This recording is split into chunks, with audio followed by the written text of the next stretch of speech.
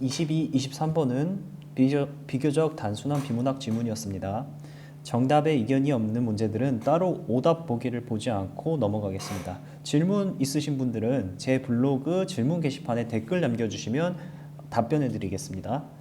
22번의 정답은 1번입니다. 세 번째 문단 밑에서 다섯 번째 줄, 물론 그 판단은 인간 작곡가가 한다. 생략, 그 작곡 시스템을 만든 사람이 최종적으로 나온 작품을 세상에 내놓을지를 결정한다고 그대로 언급이 되어 있습니다.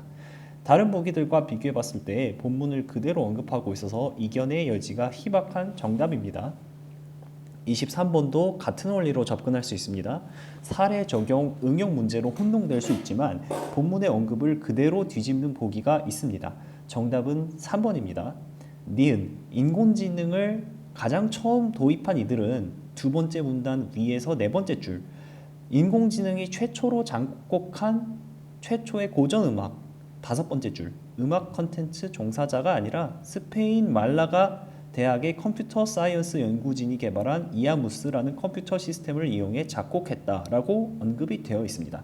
최초의 고전 음악이지 음악 전체에서 최초는 아니지 않나요? 라고 생각하시면 안 됩니다. 이런 단순한 말장난이 문제 의도인 경우가 앞에서 살펴본 것처럼 상당히 많습니다. 주어진 본문이 곧 현실이라는 기본 전제를 꼭 되새겨 주세요. 지문 바깥의 사실은 아무 상관이 없습니다. 24, 25, 26 중간 난이도의 지문입니다. 꼭 한 문제씩 실수가 발생하는 부분이니 유사한 패턴들을 꼭 주의해 주시고요. 24번은 1번입니다.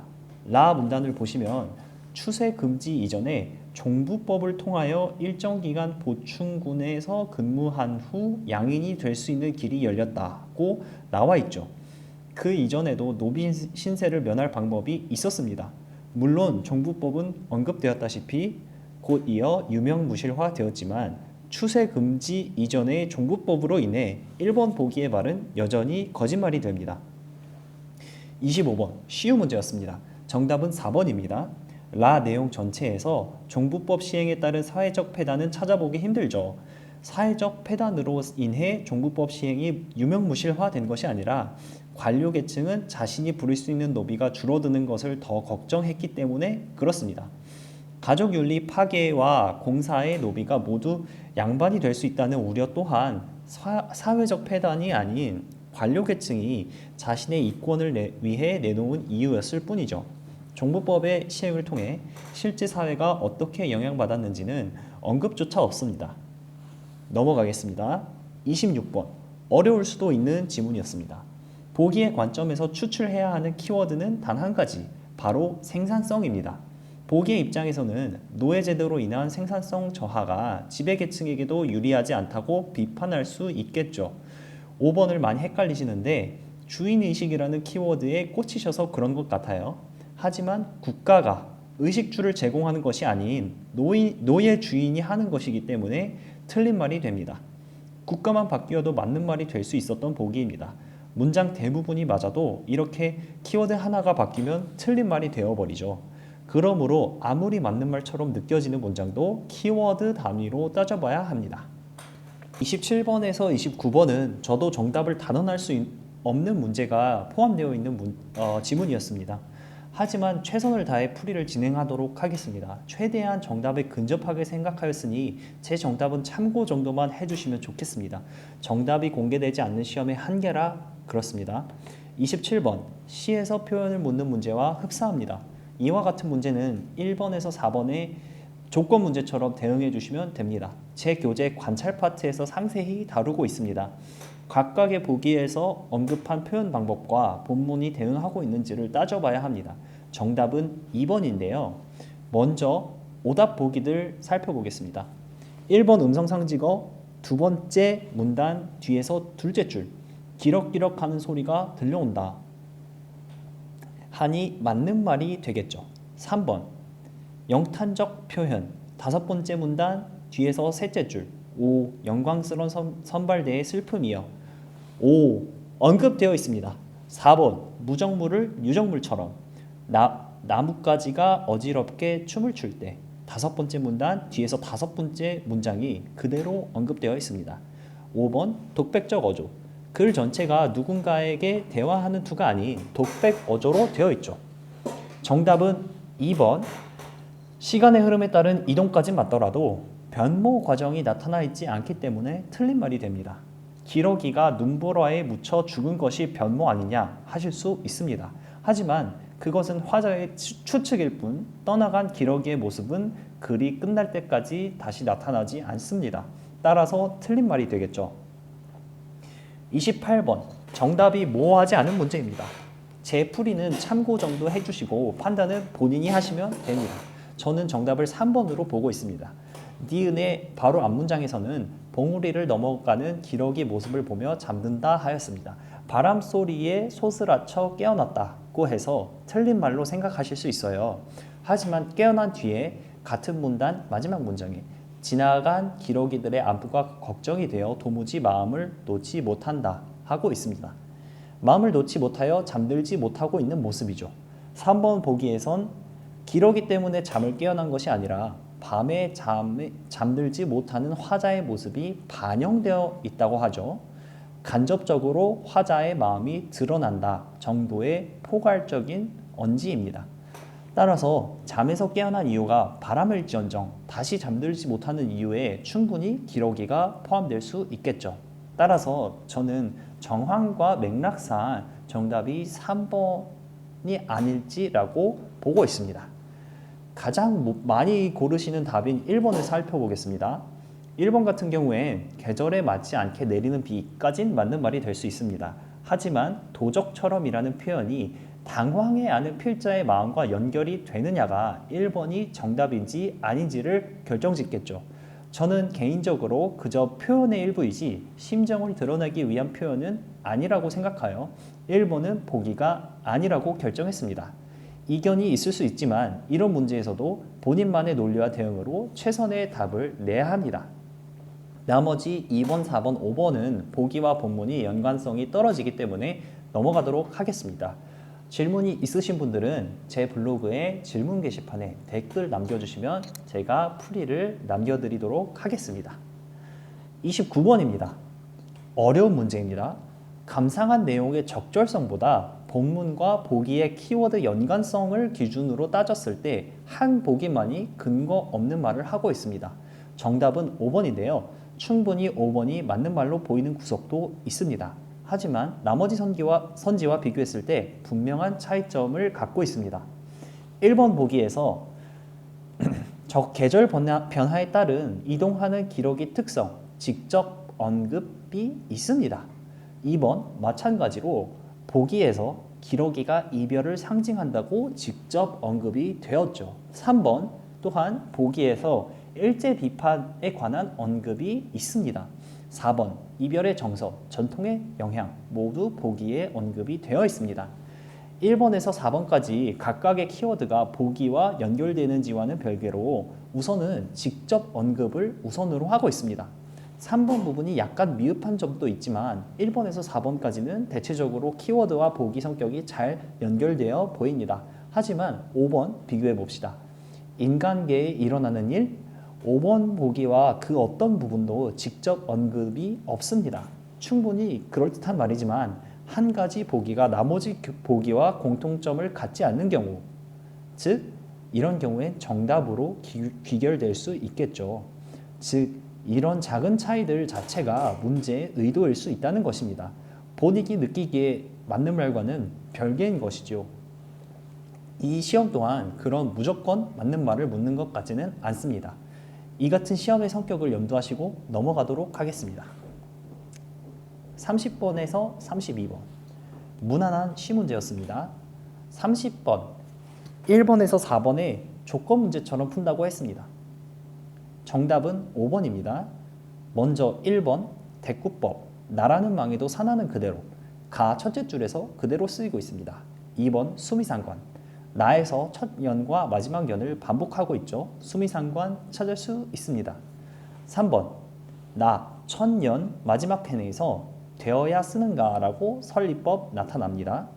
중의적 표현이 들어가지 않은 시는 없죠. 울상이 된 그림자가 뒤를 따른다. 그림자 웃으며 앞장선다 모두 해당될 수 있습니다. 수능에서처럼 엄격하게 중의적 표현을 따지면 안 됩니다.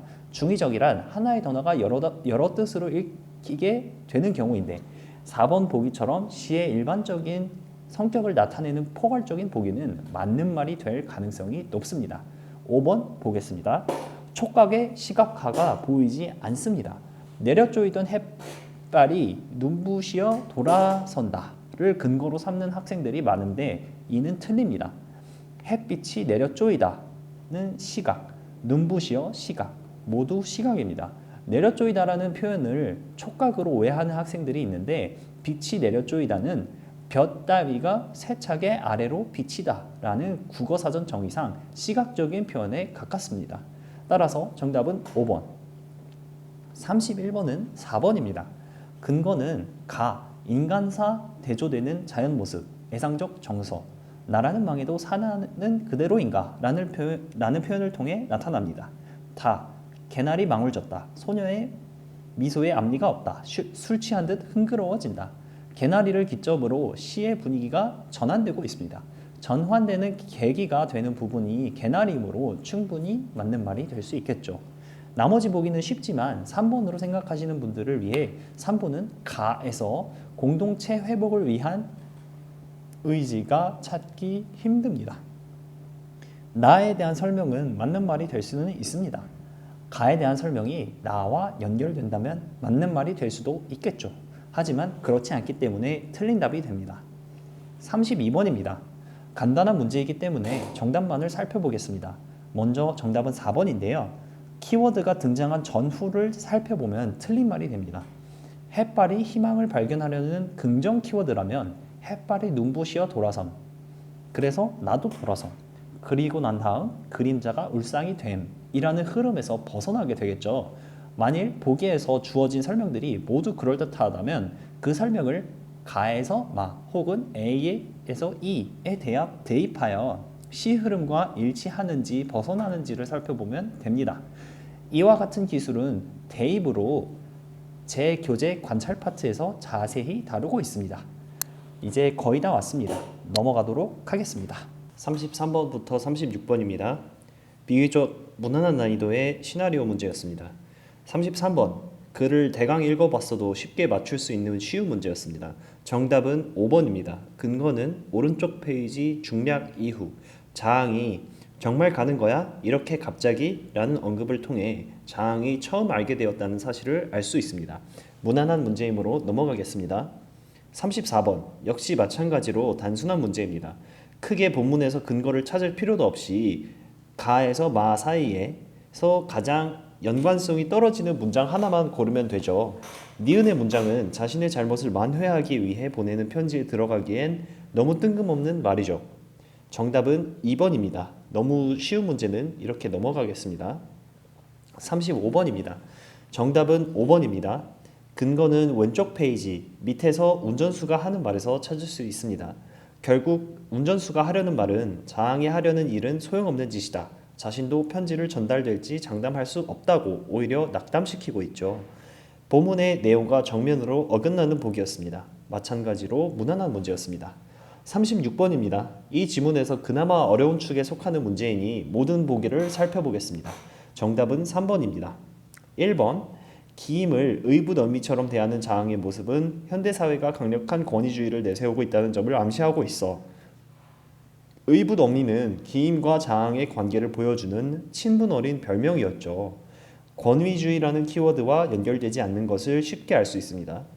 2번, 기임이 운전수를 따라가기로 결심한 것은 자항의 명령에 수동적으로 따르기만 했던 과거의 삶으로부터 벗어나기 위해서야. 먼저 기임이 떠나는 이유가 자항의 명령에 순응하는 삶을 벗어나기 위해. 2번 보기는 일견 그럴듯하게 보일 수는 있습니다. 키워드를 추출하여 간단히 정리했을 때 어불성설인 것을 확인할 수 있습니다. 기임이 물론 지난 삶의 지겨움을 느껴 떠나는 것도 맞지만 무엇보다 미스 자린과 혼인으로 인하여 떠나는 것이 분명한 이유죠. 본문서 충분히 관찰되는 내용입니다. 게다가 기임이 항상 자항의 명령을 따라야 했는지도 본문상에서는 관찰되지 않는 내용입니다. 3번, 같은 곳에서 일을 하지만 서로 만날 수 없던 분배 반장과 접수 반장은 고도로 분업화된 생산 방식 때문에 소외되는 현대인의 모습을 연상시키고 있어. 3번을 보고 본문에서 관찰해야 하는 부분은 1번 분배 반장과 접수 반장이 실제로 만날 수 없었는가?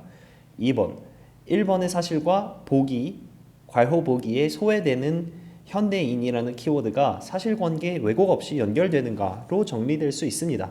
1번은 본문의 운전수의 말에서 그래서 그들은 같은 정거장에서 둘 다 상자를 취급하면서도 서로 얼굴 한번 볼 수조차 없어. 이 말에서 확인할 수 있죠. 2번은 괄호보기에서 고도로 분업화된 생산 방식은 바로 소외의 주범이라는 것이다 라고 언급되어 있습니다. 조금 더 이해하기 쉽게 중간의 말들을 생략하였습니다.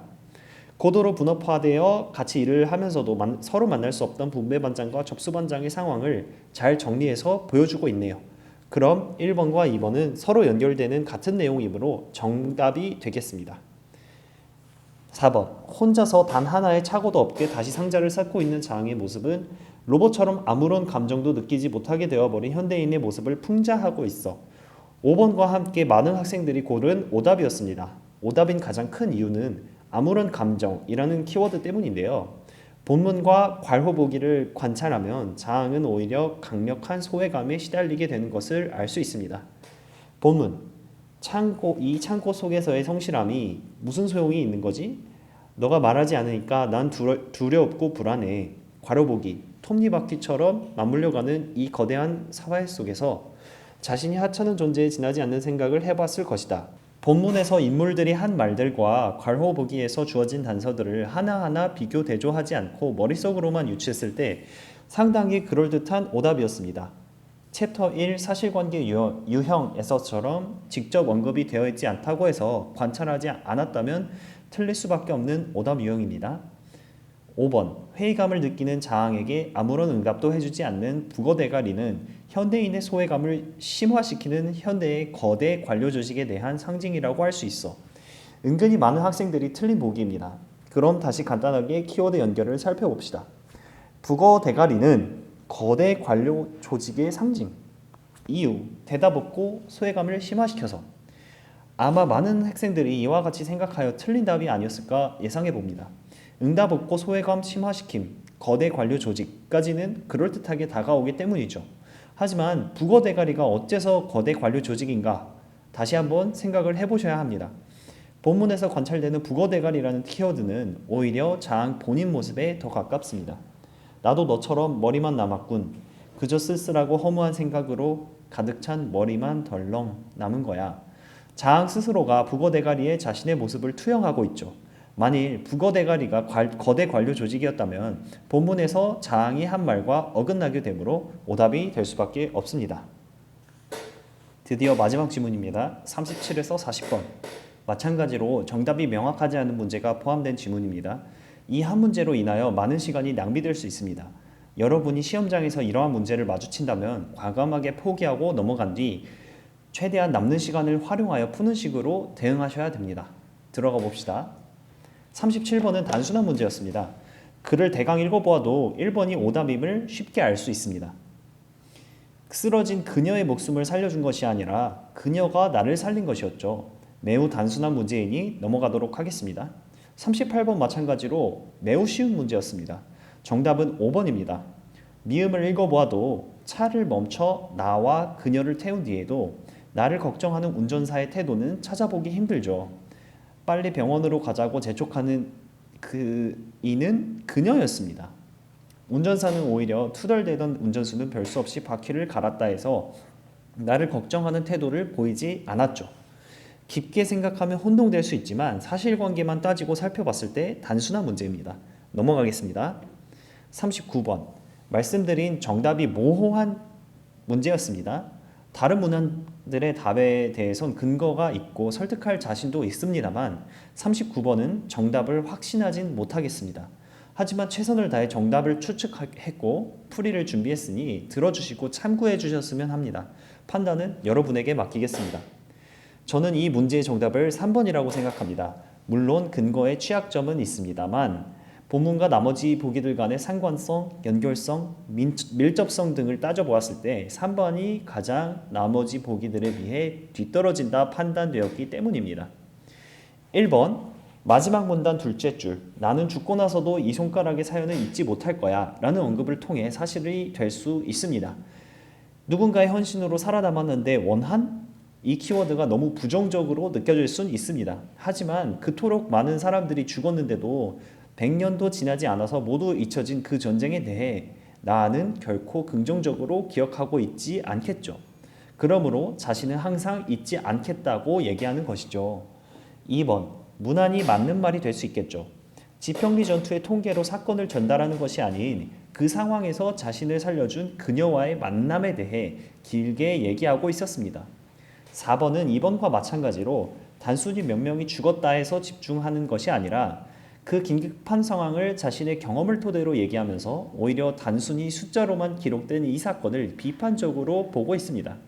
마지막 문단 셋째 줄 지평리 전투에서 죽은 인민지원군 병사들에 대해서는 뭐라고 기록되어 있는가? 이곳 역사책에 기록된 죽은 미군과 마찬가지로 다만 숫자로만 남아있는 게 아닌가라고 앞서 말한 자신의 생생한 경험이 단지 숫자로는 표현될 수 없음을 글 전체를 통해 보여주고 있었죠. 5번 몸의 언어가 키워드가 될 수 있습니다. 마지막 문단 밑에서 10번째 줄 이 손, 오른쪽 검지와 중지가 잘려나간 이 손이 진짜 역사인 거야. 내 손보다도 못한 그따위 책일락은 나는 죽고 나서도 이 손가락의 사연은 잊지 못할 거야 라고 자신의 몸을 활용하여 이야기를 전달하고 있습니다. 많은 학생들이 고른 보기였지만 저는 무난히 맞는 말이라고 생각하는 보기입니다. 마지막으로 3번 문장 전체적으로 봤을 때 무난히 맞는 말로 보입니다. 하지만 비전투원 이 단 한 가지 키워드가 조금 벗어난 게 아닐까 생각이 들었습니다.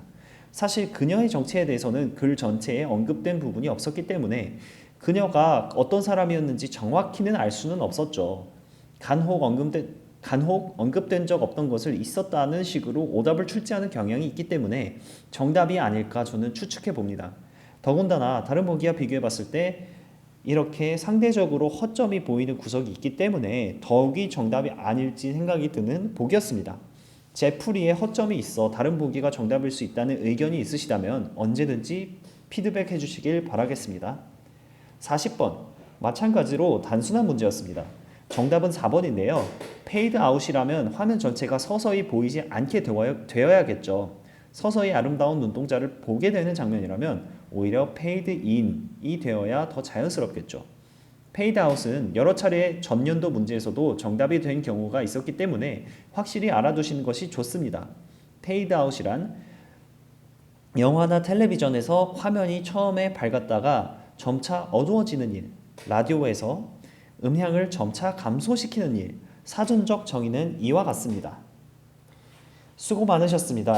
이렇게 19년도 풀이를 마치겠습니다. 20년도 국어는 자료가 공개되는 대로 살펴보도록 하겠습니다. 13년도부터 20년도까지 풀이 영상을 제작 중이니 많은 시청 바라겠습니다. 응원합니다. 지금까지 랑그였습니다.